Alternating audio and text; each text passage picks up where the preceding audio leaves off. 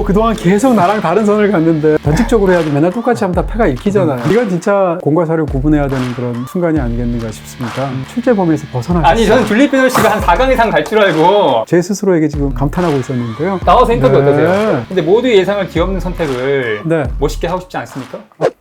파이언 여러분 안녕하세요. 파이키! 아요! 네. 지난 시간에 이어 외국 여자 배우 연기력 월드컵을 시작하겠습니다. 네, 어떠세요? 사실은 세상에 훌륭한 배우들이 너무 많아서 그쵸. 애초에 제 나름대로 지난 시간에도 그런 말씀 드렸습니다. 네. 제 머릿속에서 이제 일종의 예선을 해서 다 뽑아보거든요. 그럼 100명이 넘어요. 와, 그 중에서 이제 1차로 줄여요. 재밌겠다 그것도. 네, 그러면 한 65명 나와요. 네. 또 줄이고 해서 10번 줄여서 악착같이 32명으로 맞추거든요. 10번. 오죽하면 그 배우를 왜 했을까 이런 마음으로. 네. 그 정도로 고심했다. 네네, 그렇게 생각해 주시면 좋을 것 같습니다. 네, 그리고 제 방송은 또 대본이 없지 않습니까? 네네. 그냥 물 흐르듯이 네. 가는 거예요, 그냥. 어느 정도는 마음에 두고 있지만 즉석에서 실제로 바꾸는 경우도 굉장히 많고요. 네. 오로지 저는 이제 배우로서 연기력, 그 사람들이 연기력을 얼마나 큰 성취를 여태까지 해왔는가 여기에 집중해서 지금부터 제가 선택을 하는 그런 방식으로 하도록 하겠습니다. 흔들리지 않고 팬심은 없애고. 흔들려요. 팬심은 누르고 대신에 네. 저도 팬심이라는 게 약간 있는데요. 호호가 있지만 그런 거 생각하지 않고 최대한 오늘은 이제 연기력만을 기준으로 해서 선택하는 그런 시간을 가져보겠습니다. 네, 32강부터 바로 가겠습니다. 첫 번째 매치입니다. 타이타닉 그리고 이터널 션샤인으로 많이 알려진 케이트 윈슬렛. 스페인의 배우 겸 모델이기도 한 페넬로페 크루스입니다. 지난 시간하고 비슷하게 얘기해야 될 것 같아요. 16강에서 말할 수 있는 배우들은 그때 가서 조금 옮기도록 하고요. 페넬로페 크루스를 설명해야 될 것 같습니다. 페넬로페 크루스는 처음에는 사실은 워낙 풍기는 느낌 자체가 굉장히 멋지고 뛰어나서 또 이제 스페인 영화들이 가진 그런 또 섹슈얼리티를 내세우는 그런 점들도 있고 하고 그래서 네. 하몽하몽 때부터는 이제 외모 중심으로 찬양받는 그런 배우였어요. 한 90년대 중반 후반 들어서 이제 할리우드에 진출하기 시작했고 네. 그러면서 또 할리우드에서 뭐 오픈 유어 아이스 같은 작품 또 그다음에 본인 커리어에서 예를 들면 내 어머니의 모든 것 같은 데서도 굉장히 중요한 역할을 하면서 특히 이제 스페인 영화가 지난 한 30-40년간 페드로 알모도바르라는 감독의 영향력이 절대적이었잖아요. 네, 맞아요. 그 알모도바르 영화에서 페넬로페 크루스가 본격적으로 또 모성을 연기하면서 굉장히 풍부하게 필모그래피를 쌓아가게 됐죠. 최근 영화 보면 무슨 패럴렐 마더스라든지 페인 앤 글로리라든지 이런 작품을 통해서 페넬로페 크루스를 오랜 세월 보는 사람 입장에서는 그녀의 세계가 점점 확장되는 걸 보는 것 같은 그런 즐거움이 있습니다. 그렇지만 제 선택은 네. 케이트 윈슬렛을 고르도록 자, 한 살 하겠습니다. 차이 대결이었는데요. 아, 그랬나요? 네, 케이트 윈슬렛이 16강에 진출했습니다. 네, 쉐이프 오브 워터로 한마디 말도 안 하고 아카데미 여우주연상을 탄 셸리 호킨스와 로맨틱 코미디 퀸이죠. 줄리아 로버츠입니다. 줄리아 로버츠를 이제 로맨틱 코미디로만 한정하는 것은 억울할 거예요, 줄리아 로버츠는. 그럴 수 있죠. 실제로 이제 줄리아 로버츠 하면 가장 먼저 떠올리는 것 중에 하나가 이제 노팅힐이라든지, 많이 울었어요. 런어웨이 브라이드라든지, 로맨틱 코미디를 실제로 많이 떠올리죠. 네. 근데 상대적으로 예를 들어서 맥라이언 같은 배우가 로맨틱 코미디 퀸이라고 말할 수 있을 것 같아요. 왜냐하면 맥라이언도 무슨 인더컷 같은 영화에서 완전히 다른 연기를 하기도 했습니다만, 네. 그럼에도 불구하고 맥라이언은 상대적으로 그 장르에서 집중한 연기로 사실은 인기를 얻었으니까. 이 배우는 그냥 지난 30년 정도의 세월을 봤을 때 할리우드의 여성 배우로서 가장 큰 인기를 누린 사람이 줄리아 로버츠예요. 한 시대를 풍미했던 그런 스타로서의 위력은 정말 굉장하다 이렇게 말할 수 있고요. 네. 줄리아 로버츠가 에린 브로코비치로 아카데미에서 이제 여우주연상까지 받았죠. 네. 실제로 그 영화가 줄리아 로버츠의 베스트처럼 보이긴 하는데요. 어찌됐건 줄리아 로버츠는 어떤 느낌이 있냐면 약간 마션에 출연했었던 맷 데이먼 같은 느낌. 그러니까 이 배우가 출연하는 순간 아무리 영화 속에서 참혹한 상황이 벌어져도 끝내 어쨌건 정의는 실현되고 어쨌건 희망의 불씨는 꺼지지 않고 세상을 어느 정도 낙관할 수 있게 만드는 그런 굉장히 이렇게 마음 넉넉해지는 낙관주의 같은 게 사실은 줄리아 로버츠한테 있습니다. 웃을 때 진짜 그런 그렇죠. 느낌이 더 있는 것 같아요. 너무 잘 웃어요. 네. 너무 자연스러워요. 그리고 아카데미에서 수상을 할 때도 너무 잘 웃기도 했었고. 호쾌하게. 그런 부분에서 줄리아 로버츠는 정말 대스타로서의 그런 어떤 양감과 질감을 함께 갖고 있는 그런 멋진 배우가 아닌가 싶습니다. 거기에 비하면 셀리 호킨스의 경력은 상대적으로 좀 일천한 편이고. 네, 그렇죠. 또 국제적으로 많이 알려진 것도 짧죠. 주로 최근에. 네. 근데 저는 셀리 호킨스가 더 좋은 배우라고 생각합니다. 네. 셀리 호킨스가 30년 동안 가장 인기 있었던 배우 중 하나인 줄리아 로버츠를 제치고 16강에 진출했습니다. 꼭 전제하고 싶은 건 줄리아 로버츠가 격이 떨어진다 이런 건 전혀 아니고요. 그럼요. 줄리아 로버츠도 너무 훌륭한데 네. 저는 이제 선택을 셀리 호킨스. 전적으로 주관적인 판단입니다. 네. 설국열 차이도 나왔더라고요. 옥타비아 스펜서입니다. 그렇죠. 네네. 최근에 또 저희가 I'm Not There나 네. 나이트메어 엘리에서 소개드렸던 네. 케이트 블란쳇입니다. 그렇습니다. 옥타비아 스펜서는 눈에 확 들어온 순간을 우리가 다 알고 있어요. 헬프라는 영화였습니다. 맞아요. 근데 헬프라는 영화를 지금 다시 보면 걸리는 부분이 많아요. 그 어떤 영화가 점이요? 사실은 이제 인종차별을 경계하고 그것을 비판하는 방식으로 1960년대를 무대로 해서 펼쳐지는 그렇죠. 그런 주제의식이. 얘기인데 그럼에도 불구하고 그 영화가 부적절하거나 부주의한 부분이 있다는 게 사실 느낌이 분명히 있거든요. 네. 다시 보게 되면. 네. 그럼에도 불구하고 그 영화를 볼 때 옥타비아 스펜서만큼은 진짜 누구의 눈에도 확 들어오는 그런 연기. 영화 속에서 벌어진 일이 유쾌하지 않잖아요. 굉장히 참혹한 일이잖아요. 그럼에도 불구하고 그녀가 나올 때는 이제 굉장히 통쾌한 어떤 일종의 복수극 같은 거잖아요. 시니스틀러라는 표현에 가장 잘 어울리는. 근데 케이트 블란쳇하고는 뭐 벨붕이죠. 아무리 그래도. 네, 옥타비아 스펜서는 또 앞으로가 기대가 되는 배우입니다. 프랑스의 줄리엣 비노시고요. 올해 로스트시티로 관객들을 찾아뵀던 샌드라 블럭입니다. 샌드라 블록도 참 좋죠. 처음에 등장했을 때 이제 약간 이게 친숙하다는 느낌으로 우리에게 다가왔던 그런 배우거든요.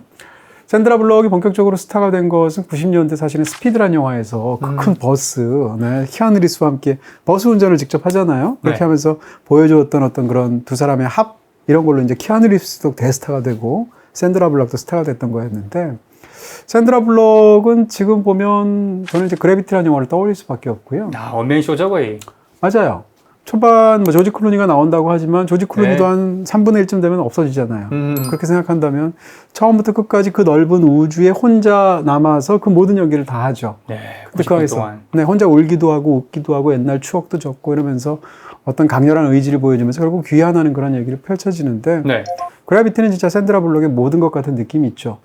근데 이제 두 배우의 어떤 연기력의 경중, 업적의 경중을 따지면 그래도 줄리엣 비노시가 이긴다고 할 수 있겠습니다. 네, 줄리엣 비노시 16강 진출. 다음 매치는요. 2010년대에 들어서 전성기를 맡고 있는 올리비아 콜먼이고요. 네네. 니콜 키드먼. 올리비아 콜먼이 지금 주목받게 된 것은 아마도 국제적으로는 디어 한나가 나오면서 와 어떻게 저렇게 연기를 잘할까 저런 어떤 세심한 연기 네. 이런 연기 예민한 연기를 이런 생각을 제가 했었던 기억이 있고요. 니콜 키드먼은 사실은 뭐 90년대 초반부터 스타였으니까 롱런하고 있죠. 네. 니콜 키드만이 놀라운 것은 이 배우의 야심이 굉장한 것 같아요. 니콜 키드만이 제일 놀라운 것은 단순히 미국 영화, 할리우드 영화의 범주 안에서만 움직이지도 않습니다.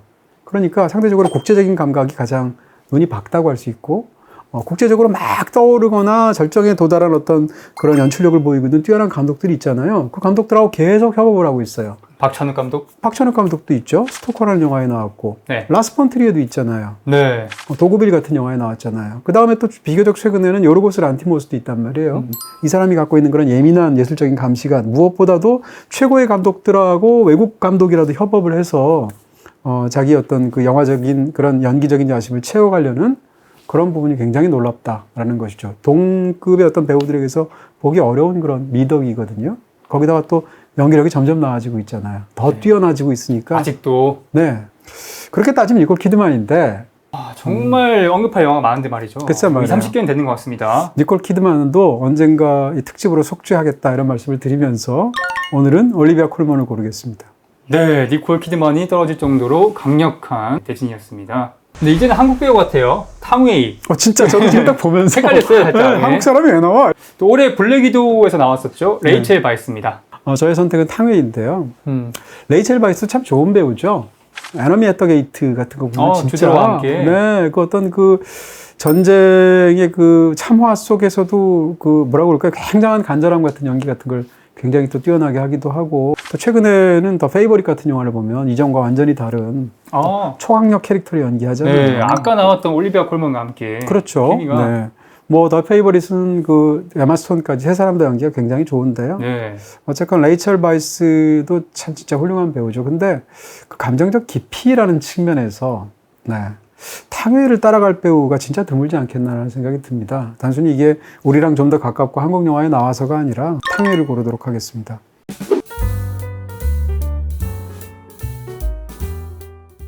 네, 가수이기도 한 샤를로트 갱스부르고요. 네. 토니 콜렛의 모습은 유전이네요. 네, 일단 뭐 굉장히 무서운 한 사람은 저렇게 해처럼 밝게 웃고 제 기억으로는 처음 인기를 얻을 때 우리식으로 얘기하면 문근영 씨 같은 배우였어요. 약간 국민 여동생? 네, 국민 여동생 이미지 모든 사람들이 다 귀여워하고 귀여운 여도적 이런 데 출연하고 그랬었거든요. 10대 시절에. 네. 그렇게 인기를 얻기 시작했는데 샤를로트 갱스부로 하면 떠오르게 되는 이미지가 굉장히 섬약해서 건드림 부서질 것 같고 뭐 이런 느낌이 있죠. 그렇죠. 근데 정작 영화를 선택하거나 연기하는 거 보면 굉장히 대담한 부분이 있어서 특히 최근 들어서 지난 한 십수년간 라스 폰 트리에 영화에 나온 걸 생각하면 안티크라이스트는 뭐 안티크라이스트 그 시나리오를 보면 하고 싶겠어요? 보통 사람들 입장에서 너무 무서울 거 아니에요. 일단 너무 극강의 어떤 네. 연기 패턴을 요구하게 되니까. 근데 그 영화 속에서의 샤를로트 갱스부는 정말 실로 굉장했다는 생각이 광기 들고. 그 자체죠. 또 한 가지는 이제 또 아까 말씀드렸던 어떤 섬약하면서 부서질 것 같은데 그쪽으로 정말 끝까지 밀고 들어간 영화가 멜랑콜리아예요. 그 영화 특히 후반부에 등장하는 샤를로트 갱스부의 연기는 정말 같이 있으면 지구 종말을 같이 맞는 것 같은 느낌이 들 정도의 맞아요. 그런 연기를 하고 네. 정말 커스틴 던스트보다 더한 것 같았어요. 커스틴 던스트는 오히려 후반부에 가면 굉장히 차가워지고 냉정해지죠. 그 둘을 이제 자매를 대조하게 되는 그런 연기를 하게 되는데 네. 그런 부분에서도 뛰어나다고 말할 수 있겠죠. 그리고 이제 ним포매니악처럼 웬만한 강심장이 아닌 못할 연기도 자청해서 하잖아요. 이런 쪽으로 샤를로트 갱스부르는 본인이 갖고 있는 배우로서의 어떤 그런 얼핏 봐서는 유약한 이미지처럼 보이지만 전혀 아니다. 그러면서 굉장히 필모그래피를 강력하게 쌓아가고 있다. 설명할 수 있고요. 토니 콜레트는 이제 사실 설명할 게 많습니다. 16강전에서 설명하기로 하고요. 줄리 델피가 감독으로도 한 7, 8작품 찍었더라고요. 네. 그렇습니다. 그리고 아직 80년생밖에 안 된 미셸 윌리엄스입니다. 네. 줄리 델피 하면 제일 먼저 떠오르는 것은 비포 시리즈죠.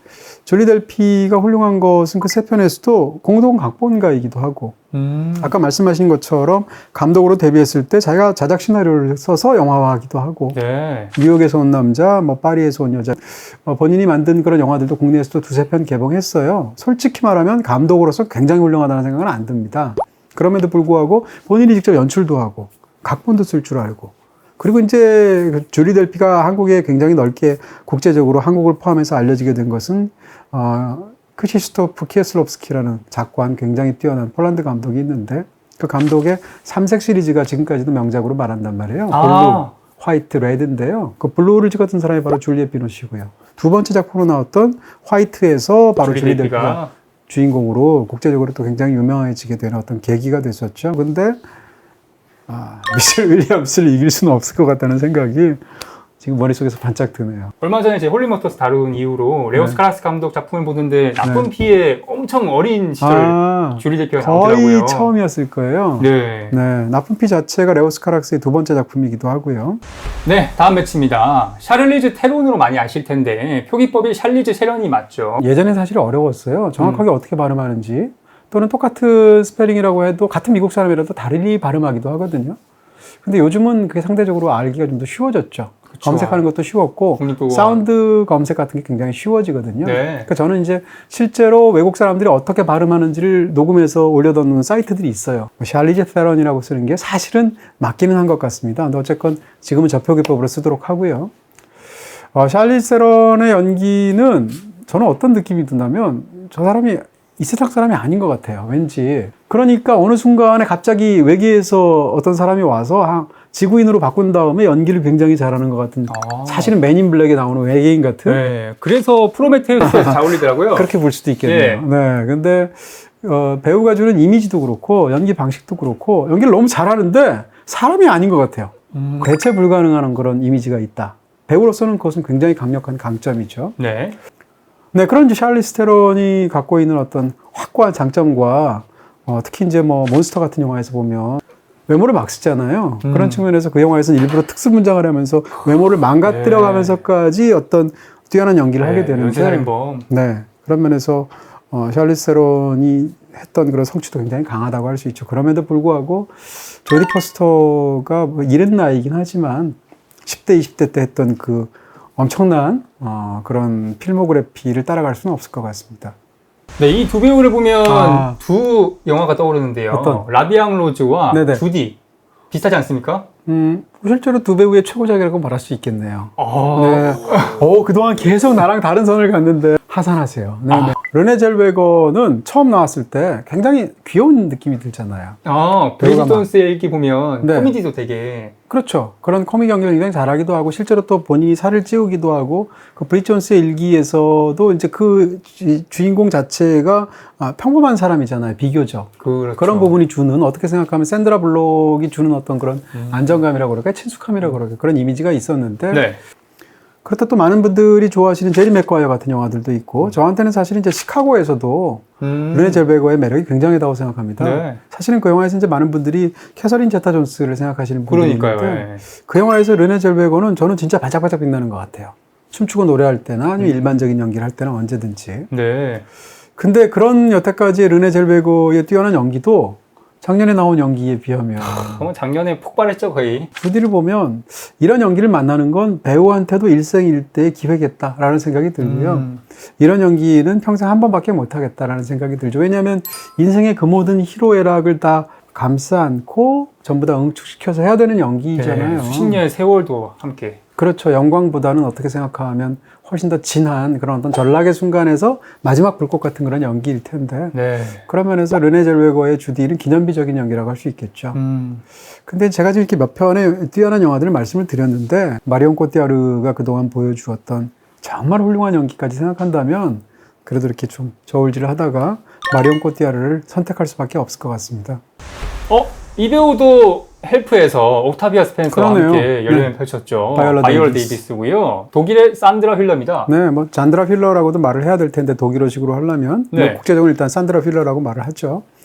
독일이 상대적으로 이제 프랑스에 비하면 영화 역사에서 상대적으로 조금 더 빛나지는 않잖아요. 근데 독일 영화들이 국제적으로 굉장히 강력한 위력을 발휘했던 시기가 있죠.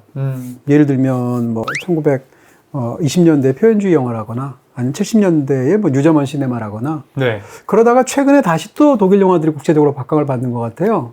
가장 대표적으로 많은 분들 좋아하시고 저도 역시 마찬가지인데 크리스티안 페촐드 영화가 있지 않습니까? 그렇게 해서 니나 호스 같은 뛰어난 배우, 파울라 베어 같은 뛰어난 배우가 있죠. 프란츠 로고스키도 있고요. 그건 이제 남자잖아요. 전 지금 오늘 이제 여성 배우이니까. 네. 혹시 여자로 알고 있는 건 아니죠? 네. 이 두 사람을 포함해서 또 다른 독일 배우로 국제적으로 굉장히 알려진 게 바로 산드라 휠러고요.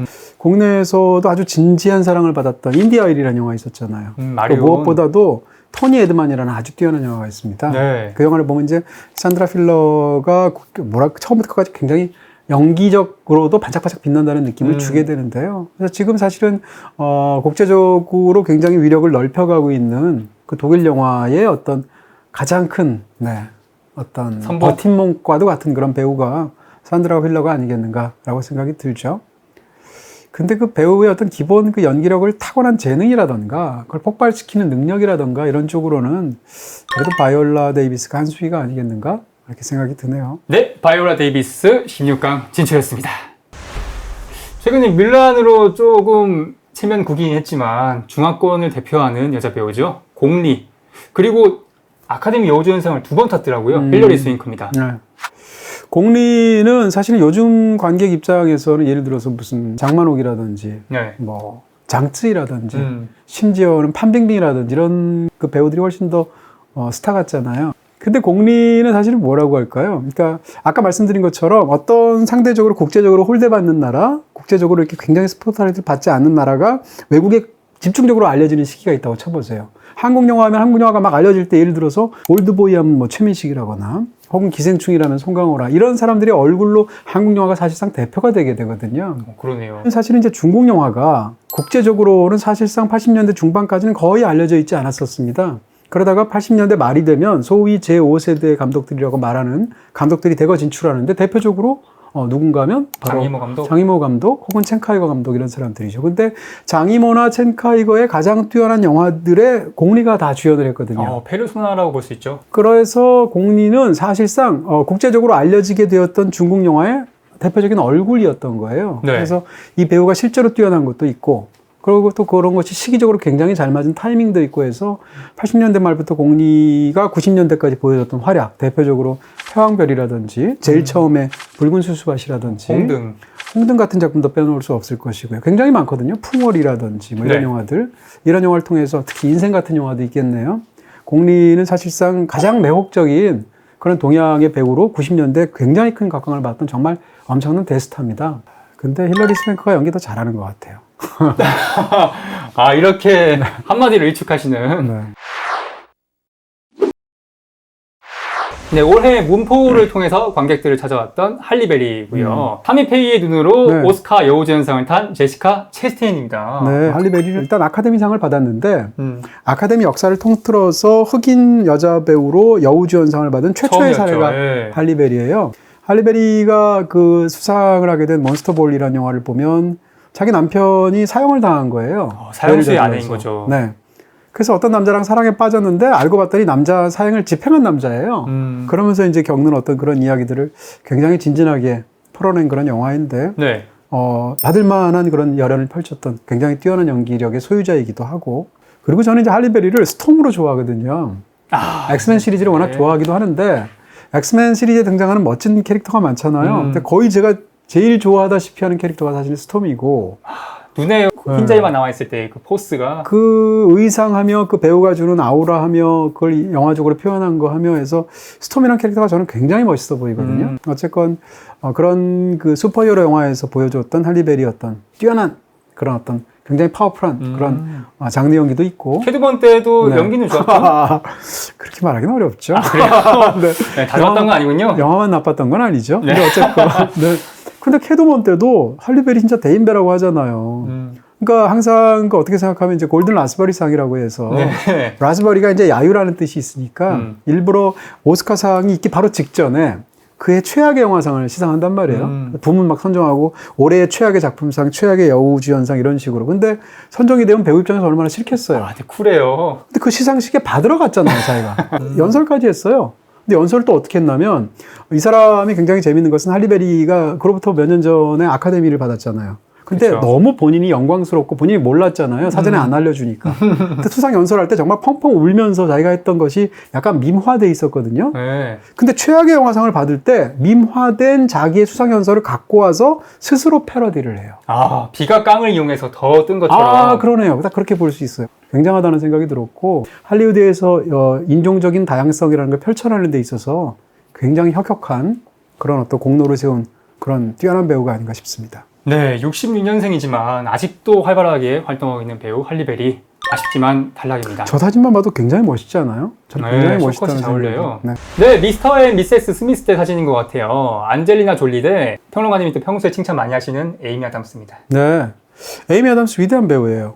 사람들이 훌륭하다고 생각하지만 제가 생각할 때 더 위대한 배우인 것 같고요. 떨어뜨리려고 지금. 아니요. 저도 한번 이렇게 뭔가 변칙적으로 해야지 맨날 똑같이 하면 다 패가 읽히잖아요. 안젤리나 졸리는 사실은 떨어뜨리면 좀 너무 아깝죠. 근데 이 배우는 영화 안에서만 훌륭한 게 아니라 영화 바깥에서 사실은 한 배우의 뭐라고 그럴까요? 일종의 셀러브리티로서의 어떤 파워와 사회적인 어떤 그런 영향력과 이런 걸 따져도 이 배우는 정말 거물이잖아요. 네, 선한 활동 많이 하시고. 그리고 지난 30년간 할리우드 영화 역사에서 여자 배우 인기로 사실상 투탑이거든요.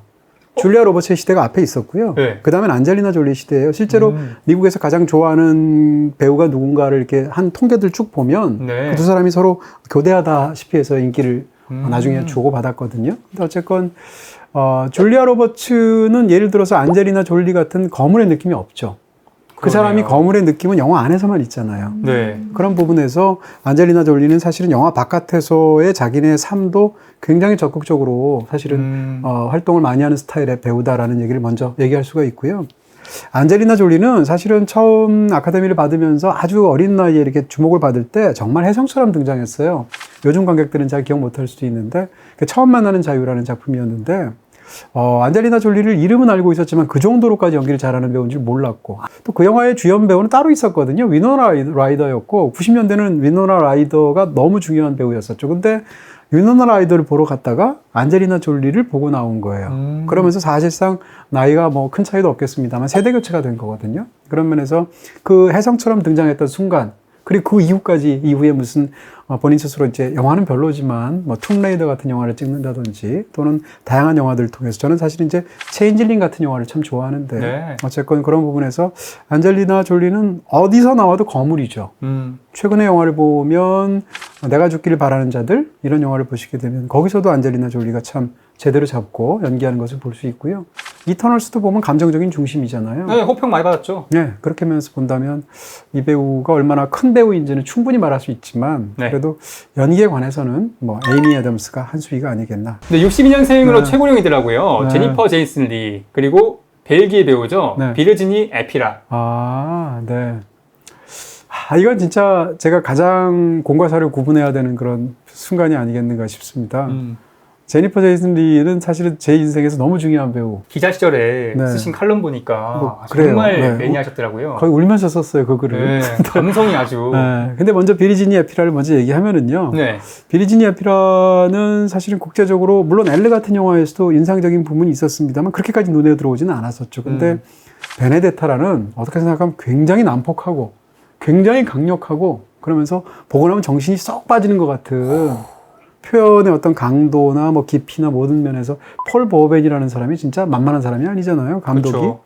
근데 그 베네데타의 그 타이틀로를 맡아서 17세기 이탈리아를 무대로 해서 당대에서는 상상도 할 수 없었던 그런 행적을 보였던 실존 인물 어떤 수녀 역할을 맡았던 거잖아요. 그러면서 극 중에서 이제 섹슈얼한 면도 있고 아니면 본인 스스로가 정말 자기가 하는 말을 믿는 것인지 잘 허언증인 모르겠더라고요. 건지 네. 아니면 사기를 치는 건지 네. 조차 알 수 없는 그런 초강력 캐릭터를 맡아서 너무 반짝반짝 연기를 잘했죠.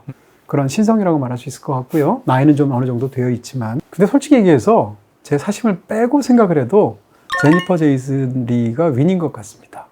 베네데타 심층 리뷰 두 번 모시고요.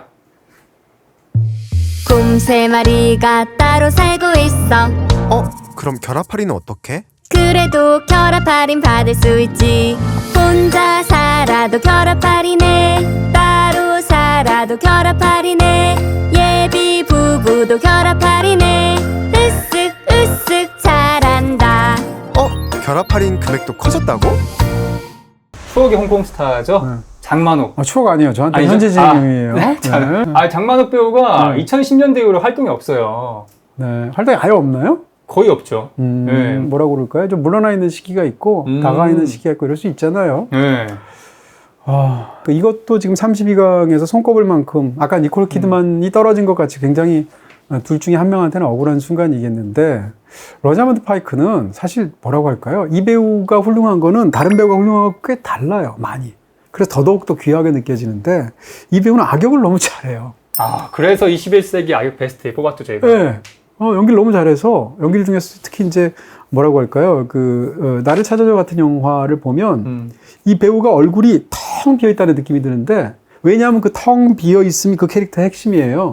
어떻게 생각하면 관객조차도 그 텅 빈 얼굴에 속기도 하고 그러다가 점점 그 얼굴에 뭐가 차면서 알게 되는 후반부의 엄청난 반전, 감정적인 충격 이런 거거든요. 네. 엔딩 장면에서 침대 위에서 고개를 돌려서 싹 웃는 그러니까 밈이 많이 되기도 했죠. 영화를 다 보고 나면 그 장면이 달리 보이죠. 네. 끝에 가면. 그리고 이제 또 최근에 했던 것 중에 퍼펙트 케어라는 영화가 있잖아요. 거기도 보면 여자 배우를 악역으로 영화 속에서 쓸 때 대부분 다 필름 노아르처럼 썼단 말이에요. 섹슈얼리티를 결합시켰단 말이에요. 그 남자를 유혹해서 사실은 사랑하는 줄 알고 남자 입장에선 다 이렇게 했는데 나중에 알고 보면 뭐 충격. 그녀가 사실은 나를 이용한 거라든지 이런 식으로 벌어진 얘기가 보통 필름 노아르의 스토리의 근간을 이루는 설정이거든요.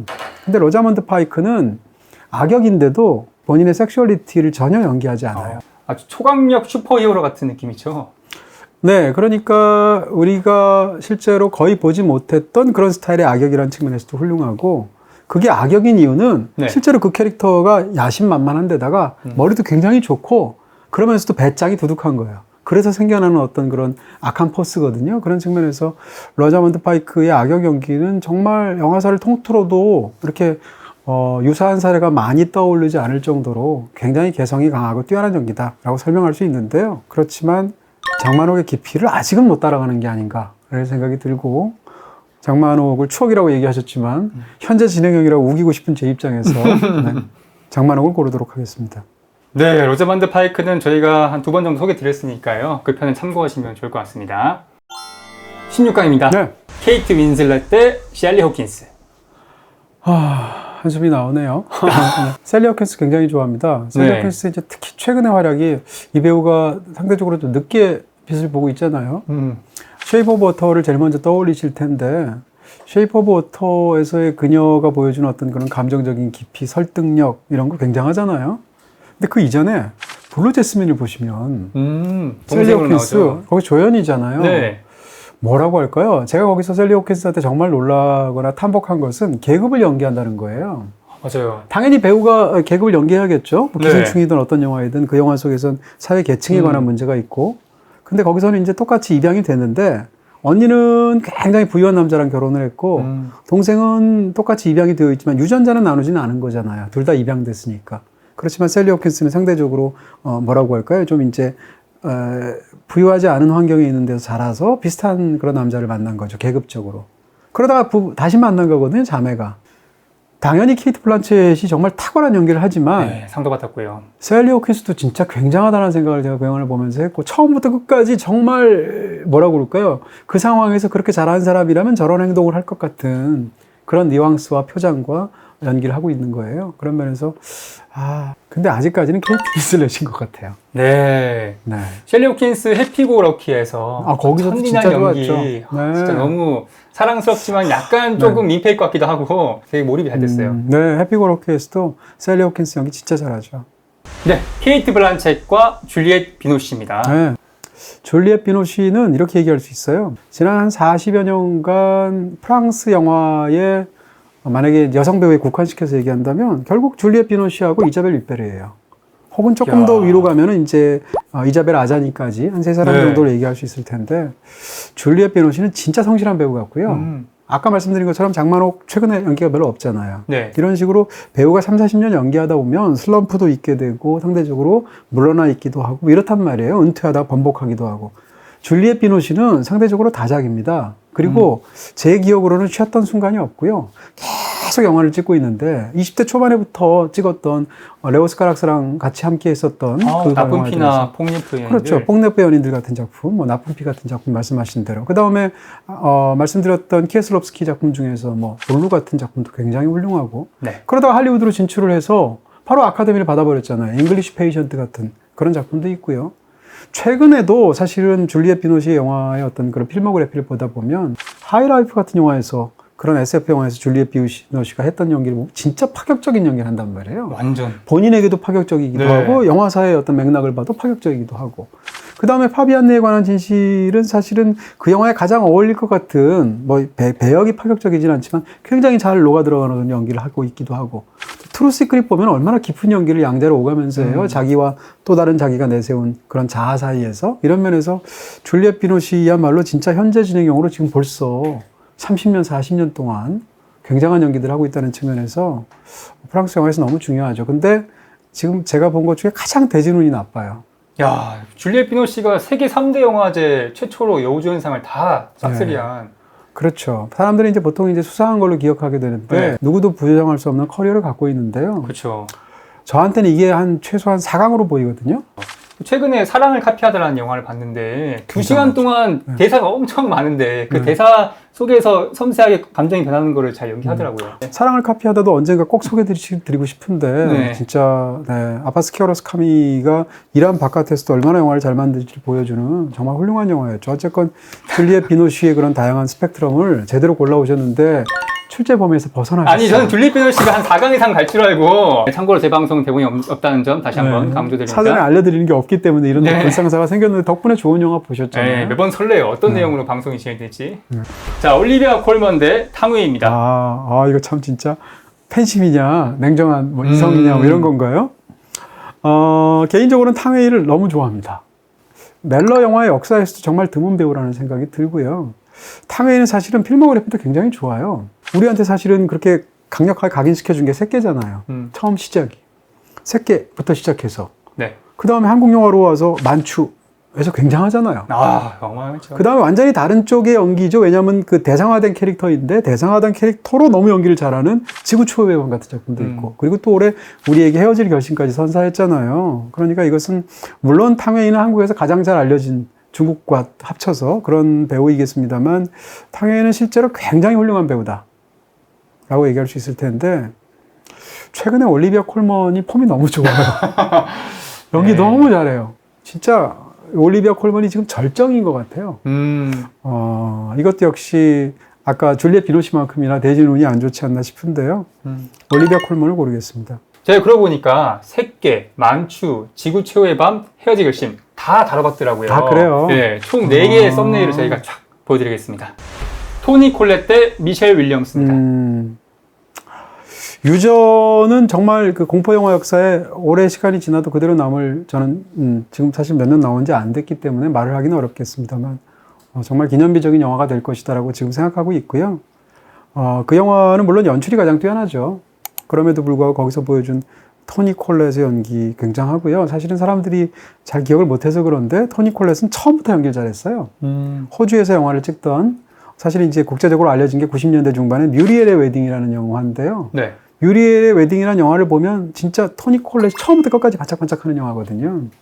그러다가 미국으로 가서 찍은 게 바로 식스센스잖아요. 아, 식스센스가 굉장히 슬픈 공포잖아요. 네. 거기서 슬픔을 담당하고 있죠. 그래서 그 영화 속에 등장하는 토니 콜렛의 어떤 표정들을 잊을 수가 없는 부분들이 있죠. 그러다가 그때 뭐 몇 편의 영화를 찍긴 했습니다만 상대적으로 좀 잠잠했다가 최근 들어서 토니 콜렛이 다시 또 좋은 영화들, 멋진 영화들 점점 많이 찍고 네. 지금 유전 같은 아까 작품 말씀드렸죠. 그 다음에 나이트메어 엘리에서도 토니 콜렛 연기 너무 잘하잖아요. 나이브스 아웃에서도 비슷한 느낌이었어요. 그 영화는 훨씬 더 이제 뭐 장르적으로 이렇게 또 규격화되어 있는 것이겠지만 거기서 정확하게 토니 콜렛이 연기하는 부분이 있죠. 네. 그런 면에서 토니 콜렛은 사람들이 알고 있거나 심지어는 토니 콜렛 이름 모르는 사람도 많잖아요. 그렇죠. 그런 상황에서 사실은 훨씬 더 대우받거나 기억될 가치가 있을 만한 아주 훌륭한 배우다 이렇게 말씀드릴 수가 있고요. 근데 미셸 윌리엄스를 선택할 것 같습니다. 네, 방금 설명은 연기하신 건가요? 아니에요. 제 스스로에게 지금 뭐라고 그럴까요? 감탄하고 있었는데요. 네. 미셸 윌리엄스를 고르겠습니다. 토니 콜렛이 네. 봉준호 감독의 신작 미키 세븐에 나온다고 합니다. 네네. 그러니까 네. 감독들도 다 아는 거죠. 그런 배우랑 연기하고 싶은 거죠. 네, 다음은요. 조디 포스터와 마리온 코티아르입니다. 계속 불운한 경우가 늘어나는 걸 보니 그냥 좋은 배우가 많은 거네요. 16강전이 유달리 이상한 게 아니라. 오히려 남자 16강에서는 굉장히 판단하기 쉬웠던 느낌이 있었는데요. 그렇죠. 조디 포스터와 마리온 코티아르인데요. 조디 포스터는 10대 시절에 이미 놀라울 정도의 연기력을 보여줬던 사람이죠. 일단 택시 드라이버라는 영화사에 나오는 마틴 고전 중에 스콜세지 고전의 연기. 10대 초반의 나이로 너무 강렬한, 그리고 20대 시절에 이미 아카데미 여우주연상을 2번이나 받았어요. 그 당시로서는 너무 놀라운 일이었는데. 네. 그러니까 피고인으로 받았죠. 양들의 침묵으로 받았단 말이에요. 그리고 90년대 비슷한 급으로는 그런 정도의 화려한 수상을 한 사람이 톰 행크스밖에 없어요. 아카데미를 통틀어서. 그런 당시에 90년대에 놀라울 정도로 처음부터 치고 나가서 와, 이 배우는 정말 어마어마한 스타가 되고 어마어마한 그런 배우가 되는구나라고 생각을 했죠. 실제로 조디 포스터는 할리우드 역사에서 거대한 족적을 찍었습니다. 네. 그럼에도 불구하고 상대적으로 최근 한 10여 년을 생각하면 좀 뜸했죠? 그렇죠. 아무래도 좀 조디 포스터 대표적인 뭐야? 그럼 지금도 양들의 침묵, 택시 드라이버, 피고인, 넬 이런 영화 얘기한단 말이에요. 근데 가만 그런 어떤 생각을 약간 차치해 두고 이렇게 좀 떨어져서 보면 작년에 나왔던 모리타니안 같은 데서도 조디 포스터 연기 굉장히 잘해요. 그러면서 역시 진짜 대배우는 대배우다라는 생각이 들죠. 네, 그러니까 뭐 이런 조디 포스터의 단기간적인 그런 부분은 진짜 엄청나고 지금까지도 큰 그런 흐름이 있는 건데요. 뭐 취향일 수도 있겠습니다만 현재 제 느낌과 감시관으로는 마리온 코티아르가 더 좋은 연기를 많이 했던 것 같아요. 네, 조디 포스터의 또 다른 다음 전성기를 기대해 보겠습니다. 바이올라 데이비스 대 힐러리 스윙크. 이것도 어렵네요. 힐러리 스윙크가 말하자면 그로부터 십수년 전에 조디 포스터가 했던 것 같은 그런 성취를 했잖아요. 네. 네, 밀리언 달러 베이비, 그 다음에 소녀는 울지 않는다로 아카데미에서 여우주연상을 2번이나 받았잖아요. 거의 20대. 힐러리 스윙크는 영화 역사를 통틀어서도 몇 안 되는 2회 수상자란 말이에요. 둘 다 주연상이란 말이에요. 네. 근데 그것에 비하면 힐러리 스윙크 사람들이 이름도 모르는 사람은 많을 것 같고요. 사실 저도 오늘 처음 알았어요. 그렇죠. 그럴 네. 수 있어요. 그럴 수 있고 상대적으로 인기도 많지 않아요. 스타하고는 거리가 먼 그런 배우죠. 근데 아까 말씀드렸던 소녀는 울지 않는다에서 힐러리 스윙크를 보면서 사람들이 정말 깜짝 놀란 부분이 있었고요. 트랜스젠더 역을 하는 거죠. 네. 그 다음에 또 한 가지는 밀리언 달러 베이비를 보게 되면 영화의 후반부에 들어가면 완전히 다른 얘기잖아요. 전반부는 네. 복서로서 성공하는 얘기 같은데 후반부에 가면 완전히 다른 얘기를 하죠. 근데 후반부 이입이 잘 되더라고요. 그러니까 그 이입이 잘 되는 이유가 뭔가라는 네. 걸 지금 설명을 드리려고 그러는데 정확하게 찔러주셨는데요.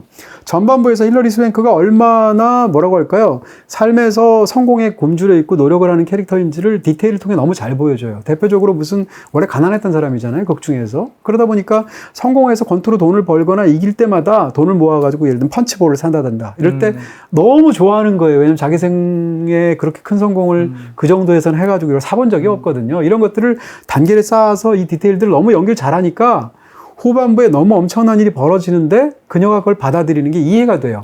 왜냐하면 뭐 그냥 삶에서 그런 불운한 사건이 생겨서 너무 참혹하지만 그녀 입장에선 받아들일 수 있어요. 왜냐하면 자기는 할 만큼 다 했거든요. 후회가 없는 거죠. 네. 그런 부분에서 힐러리 스웬크가 사실은 사람들이 생각하는 것만큼 굉장히 이례적인 캐릭터 이런 것만 잘하는 사람이 전혀 아니다라는 얘기를 꼭 하고 싶고요. 홈즈맨 같은 여성 서부극이 또 있어요. 서부극인데 여자가 주인공이죠. 그래서 그 영화도 굉장히 잘 만든 작품인데 홈스맨에서도 힐러리 스웬크가 굉장히 좋았습니다. 네, 왓데이에 대해서도 네. 마이클 셰넌하고 찐남매 케미를 잘 보였죠. 맞아요. 그런 어떤 어떻게 보면 약간 생활 연기에 가까운 그런 연기도 잘하는 참 좋은 배우죠. 힐러리 스웬크를 꼭 꼽고 싶은데 왜냐하면 이렇게 해서 이 사람을 못 알아준다고 제가 여태까지 강변했으니까. 근데 바이올라 데이비스도 사람들이 몰라줘요. 그러니까요. 네, 네. 바이올라 데이비스를 선택하도록 하겠습니다. 네, 제시카 체스테인과 에이미 아담스입니다. 이것도 사강 같네요. 평론가가 무슨 예언하거나 이런 거 하면 안 되거든요. 근데 제가 인생에서 쓴맛을 본 몇 번의 사례가 있어요. 예를 들어서 제시카 체스테인 혹은 에이미 애덤스는 네. 향후 5년 안에 아카데미를 받을 것이다. 뭐 이런 얘기를 제가 한 적이 있어요. 예전에. 네. 요즘 절대 그런 얘기 안 해요. 근데 제시카 체스테인은 5년 뒤보다 한참 뒤에 수상을 했고요. 에이미 애덤스는 아직도 못 야, 받았어요. 벌써 6번 후보 올랐어요. 그러니까요. 근데 어쨌건 뭐 상으로 모든 결정되는 건 아니죠. 네. 실제로 상 받은 게 아니라 다른 작품으로 기억되는 감독 배우들도 많고요. 제시카 체스테인은 당연히 언젠가 받을 줄 알았고요. 사실은 헬프 때도 이미 받을 만했어요. 그때 받아도 충분한. 혹은 제로 다크 서티 같은 걸 보면 헬프 같은 영화랑 제로 다크 서티랑 만든 기간이 그렇게 차이가 안 난단 말이에요. 근데 헬프 때 제시카 체스테인은 정말로 건드리면 포르르 그대로 다 부서질 것 같은 너무나 유약한 그런 연기를 탁월하게 연기했단 말이에요. 근데 그로부터 얼마 지나지 않아서 만든 제로 다크 서티를 보면 죽음의 순간에서도 눈 하나 깜짝할 것 같지 않은 그런 배역을 너무 훌륭하게 연기를 잘했어요. 그러니까 진짜 배우의 스펙트럼이라는 것은 훌륭한 배우의 어떤 그 폭이라는 것은 얼마나 넓은가를 보여주는 그런 사례 중에 하나가 제시카 체스테인인데 심지어 타미 페이의 눈을 보면 사실은 영화는 그냥 그래요. 네. 근데 이 배우에 관해서는 타미 페이의 눈을 본 사람이면 누구도 제시카 체스테인의 연기를 부정할 수가 없습니다. 그럴 정도로 탁월하게 연기를 했거든요. 이견 없이 올해 아카데미 여우주연상을 받은 건데요. 제시카 체스테인은 현존하는 최고의 여자 배우 중에 한 명이죠. 근데 저는 에이미 애덤스가 더 훌륭한 배우 같아요. 네, 에이미 애담스 뭐 네. 우승 후보죠. 저의 절절한 마음은 다음 시간에 설명드리도록 하겠습니다. 자, 제니퍼 제이슨 리와 장만옥입니다. 이것도 어렵네요. 제니퍼 제이슨 리를 상대적으로 잘 모르실 것 같아요. 요즘 관객들은. 왜냐하면 최근에는 활약이 그렇게 두드러지지 않았고 요즘에는 오히려 헤이트풀 에잇 같은 데서 아, 죄수로 나오죠. 거기서 정말 뭐랄까 연기도 어마어마하게 하잖아요. 네. 굉장히 강력하게 연기하잖아요. 물론 거기서도 연기를 굉장히 잘하죠. 제니퍼 제이슨 리가. 근데 제니퍼 제이슨 리의 최고 연기들은 사실은 90년대에 이루어졌습니다. 브루클린으로 가는 마지막 비상구 같은 작품, 또 무엇보다도 조지아 같은 작품, 하드하죠. 한국에서도 꽤 인기가 있었던 돌로레스 클레이번 같은 작품, 네. 이런 작품들인데요. 이런 작품을 보면 제니퍼 제이슨 리만큼 처절하게 연기하는 배우는 그냥 인류 역사를 통틀어도 몇 없을 것 같아요. 그 당시에 제니퍼 제이슨 리는 제 냉정함은 장만옥을 고르게 될 것 같습니다. 네, 장만옥 8강 진출입니다. 네, 이름이 같은 두 배우의 대결입니다. 케이트 윈슬렛과 케이트 블란쳇. 그러네요. 이름도 비슷하고, 네. 나이는 케이트 블란쳇이 조금 더 많죠? 케이트 윈슬렛은 진짜 뭐라고 할까요? 최고작을 꼽으면 저는 레볼루셔너리 로드를 꼽고 싶습니다. 아, 디카프리오와 함께. 같은 해에 나왔던 더 리더라는 작품으로 사실은 아카데미 여우주연상을 받았죠. 네. 더 리더도 너무 훌륭한데 레볼루셔너리 로드가 영화가 일단 더 좋기도 하고 그 영화에서 케이트 윈슬렛을 보면 사람이 이제 쓸 수 있는 에너지라는 게 한계가 있을 거 아니에요. 어떤 상황에서. 근데 아무리 바닥에 이르는 상황이라도 에너지를 남겨둬야 걸어가기도 하고 쓰러지기도 하고 이런 힘을 남겨둘 거 아니에요. 근데 네. 그 영화에서의 특정 지점에서의 케이트 윈슬렛은 정말 발바닥 밑에까지 있는 에너지를 다 최후의 한없까지 짜서 다 하고 스스로 멜트다운 된 것 같은. 네, 케이트 블란쳇 최고작은요. 케이트 블란쳇은 할 게 많네요. 저 사람은 진짜 처음부터 연기를 너무 잘했어요. 옛날에서부터. 근데 그럼에도 불구하고 지금 꼭 하나만 고르라면 역시 블루 제스민을 고를 것 같고요. 약간 캐롤이 어떨까 싶기도 했는데 네. 캐롤도 정말 극강의 연출력인데 블루 제스민에서의 케이트 블란쳇은 정말 잊을 수 없는 그런 연기이고, 사실은 블루 제스민의 그 이야기가 어떻게 보면 이게 공식적으로는 리메이크가 아님에도 불구하고 욕망이란 이름의 전차랑 같은 이야기예요, 사실은. 그러네요. 어떻게 보면 욕망이란 이름의 전차에서 비비안 리가 했던 연기를 이 영화에서는 케이트 블란쳇이 하고 있는데요. 스토리는 물론 다르지만 그렇게 봤을 때 비비안 리보다도 뛰어난 연기예요. 네. 제가 볼 때는. 그런 면에서 블루 제스민의 케이트 블란쳇은 말 그대로 귀기 어린 연기다. 이렇게 얘기할 수 정말 있겠죠. 멘탈 나가는 모습을. 그쵸. 두 배우 중에서 제가 지금 선택하는 것은 케이트 블란쳇입니다. 네, 올리비아 콜먼의 최고작은요. 네. 올리비아 콜먼의 최고작은 그래도 더 페이버릿으로 봐야겠죠. 더 페이버릿을 보면 처음에 나머지 두 배우가 굉장히 팽팽하게 맞서는 가운데 중간에 이러지도 저러지도 못하는 그 앤 여왕으로 올리비아 콜먼이 나온 것처럼 보인단 말이에요. 네. 근데 영화를 다 보고 나면 세 중에 가장 영화 속의 스토리상으로도 극강의 캐릭터이고 배우의 연기로도 가장 잘했던 것은 역시 올리비아 콜먼이었구나. 이것은 올리비아 콜먼의 영화구나 라는 생각이 들죠. 진짜 실로 굉장하다고 말할 수 있고요. 미셸 윌리엄스의 최고작은 꼽기가 어려운데 그래도 이전에도 소개해드렸지만 우리도 사랑일까가 아닌가 싶고요. 그 영화는 사랑 영화로서의 그 살려낸 결이나 흔들림이나 이런 것이 너무 뛰어나다는 생각이 들고, 사실 미셸 윌리엄스가 잘한 연기가 너무 많습니다. 무슨 브록백 마운틴 같은 영화를 봐도 그렇고, 또 정반대로 마릴린 먼로 연기도 너무 잘했거든요. 아, 마릴린 몰로와 함께한 일주일. 거기서도 보면 어떻게 보면 인물을 묘사하는 테크닉이 진짜 뛰어난 걸 보여주고, 그 다음에 또 무엇보다도 맨체스터 바이 더 씨 같은 영화를 보면 네.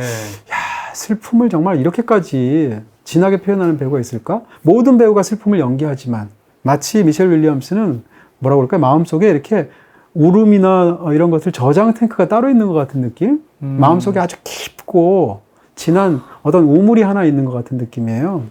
저는 사실은 솔직히 얘기하면 두 배우 중에 미셸 윌리엄스를 더 좋아합니다. 네, 미셸 윌리엄스. 나 굉장히 냉정한 것 같아요. 그쵸? 아, 그러네요. 팬으로서였던. 네. 정말 미셸 윌리엄스는 올리비아 콜먼은 연기를 잘하는 걸 세상이 다 알지 않나요? 지금은? 그렇죠. 근데 미셸 윌리엄스는 상대적으로 그렇게까지 인정을 못 받는 것 같아요. 근데 저는 진짜로 훌륭한 배우라고 생각하고요. 저 배우의 훌륭함을 사람이 좀 알아줬으면 좋겠는데. 커뮤니티를 보니까 많이 알아주는 것 같아요. 알아줘요? 야, 이동진은 왜 이렇게 미셸 윌리엄스 좋아하냐?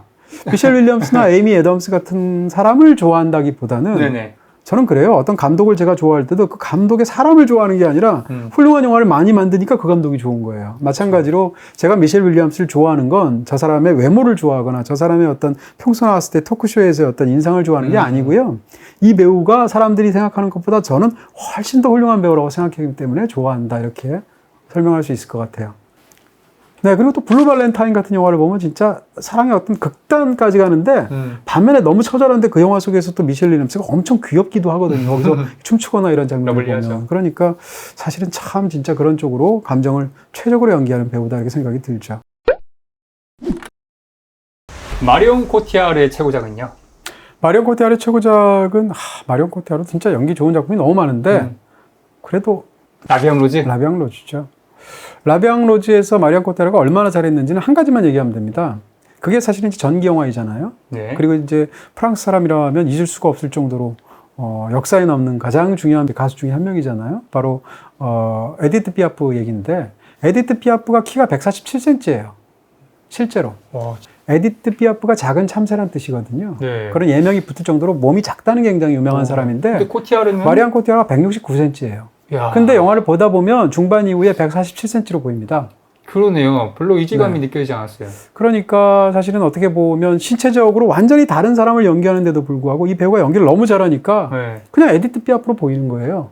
그런 면에서 마리온 코티아르가 사실은 그 영화에서 얼마나 훌륭하게 했는지, 그리고 그것이 알려져서 본격적으로 이제 또 할리우드에서 중요한 작품들을 맡게 됐죠. 바이올라 데이비스는요? 바이올라 데비스는 영화에 등장한 한 3, 4분 분량으로 따지면 정말 여기 있는 사람 중에 거의 최강일 것 같아요. 바로- 효율성이. 네. 다우트란 영화인데요. 아, 다우트에서 한 장면을 보시면 그 중간에 보면 이제 뭐라 그럴까 자기 아들에 대해서 수녀한테 강변하는 거리에서 어떤 장면이 있습니다. 상대 배우가 누군가 하면 당대 최고의 배우 중에 한 명인 바로 메릴 스트립이에요.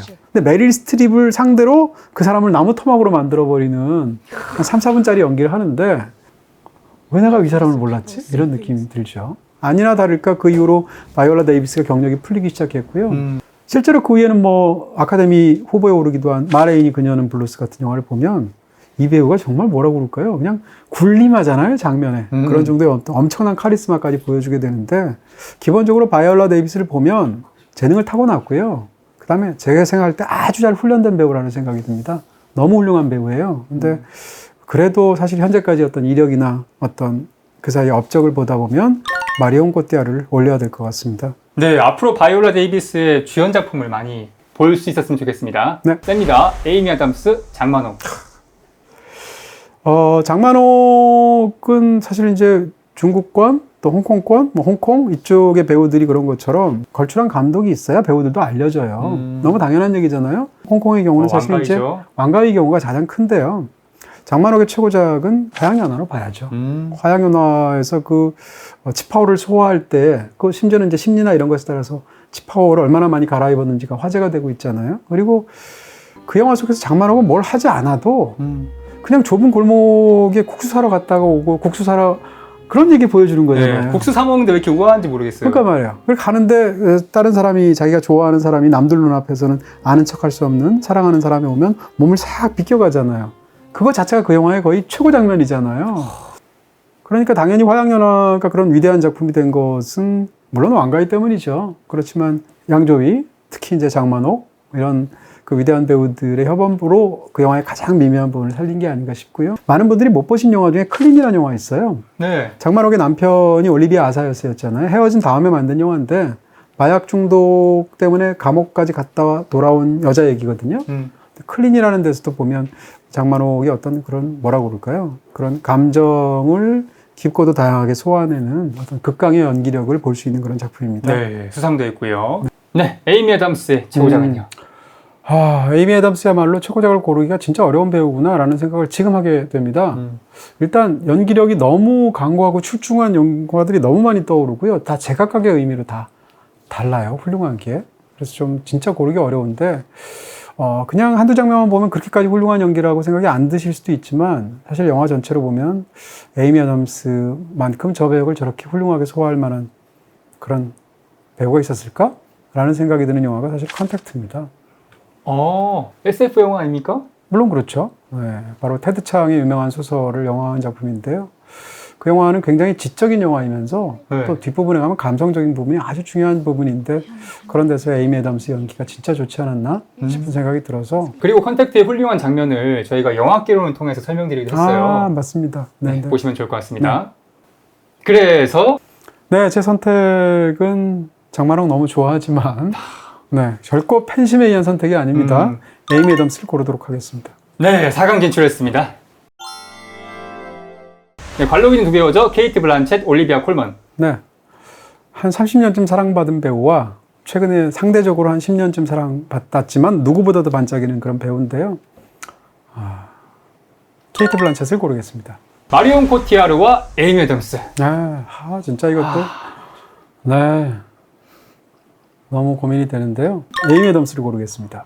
야, 자, 대망의 결승입니다. 네, 둘 다 6글자네요. 뭐 하나도 안 중요하지만 역시 감각. 네, 케이트 블란쳇하고 에이미 애덤스인데요. 네. 일단 저는 솔직히 지금 정했습니다.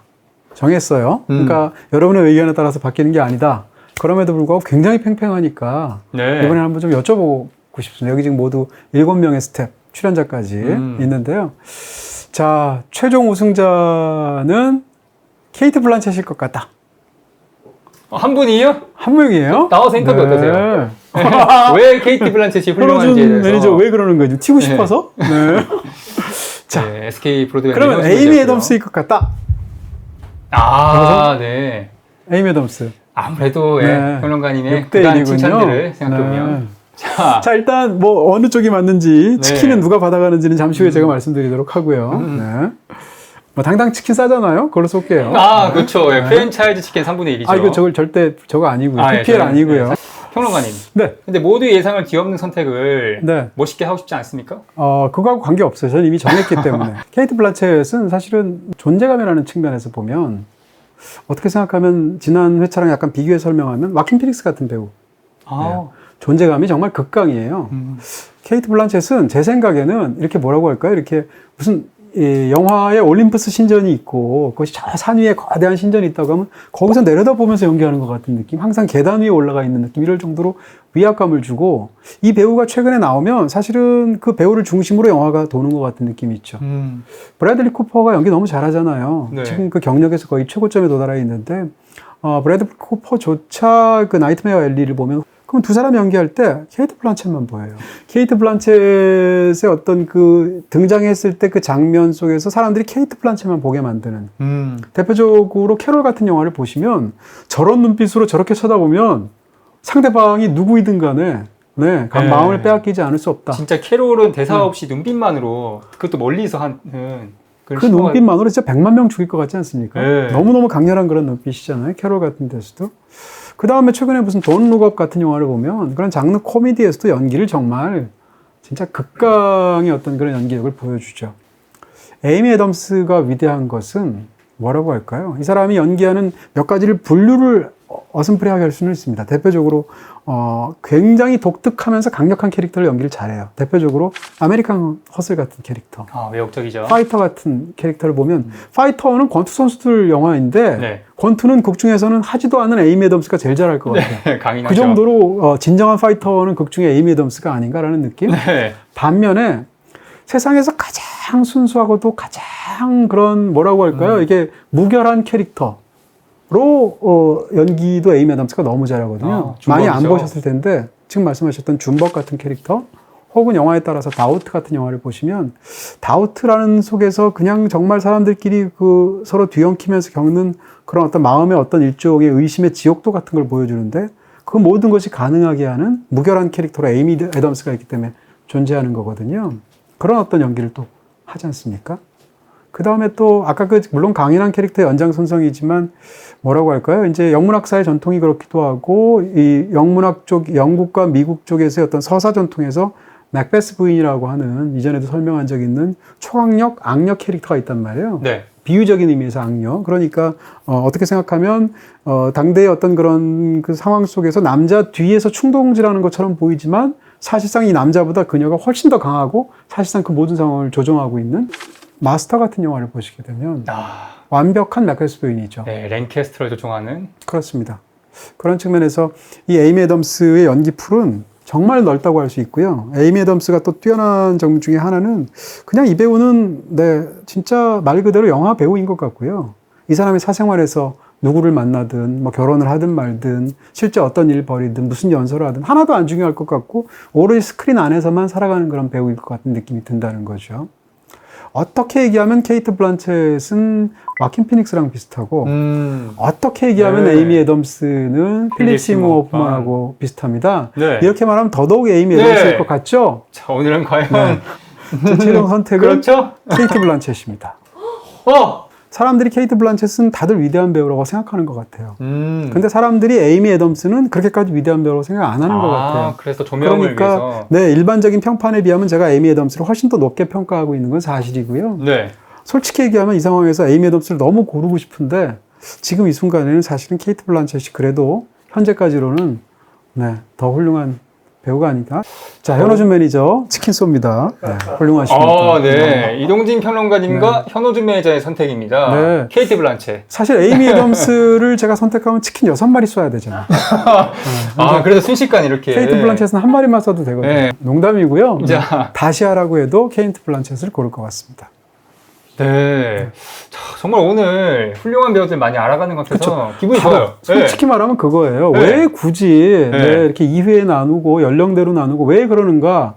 많이 하고 싶어서 그런 거거든요. 세상에 이렇게 굉장히 훌륭한 배우가 있는데 역사상 가장 훌륭한 배우를 32명 압축해서 한 번 하면 1회밖에 못 하잖아요. 근데 저는 많이 알려주고 싶고 네. 이 배우들에게 다 스포트라이트를 주고 싶고 그 배우들의 영화들 중에서 어떤 영화를 보라고 추천드리고 싶거든요. 그러니까 어떻게 생각하면 이 배우의 연기력이라는 것이 무슨 눈에 보이는 수치도 아닌데 이걸 월드컵이라는 이상한 야단스러운 형식으로 하는 건 좀 이상하잖아요, 솔직히. 근데 이렇게까지 굳이 하는 이유는 이렇게 떠들썩하게 좌판을 벌인 다음에 진짜 사실은 전해드리고 싶은 그런 저희의 순수한 마음이 있었다. 이렇게 이해해 주시면 감사하겠습니다. 네, 오늘 소개해드린 수많은 영화들 중 BTV에서 보실 수 있는 영화들은 댓글을 통해 확인하실 수 있습니다. 다음 월드컵으로 찾아뵙겠습니다. 파이어! 생방을 주방에서, 생방을 안방에서, 생방을 내 방에서, BTV 에어에서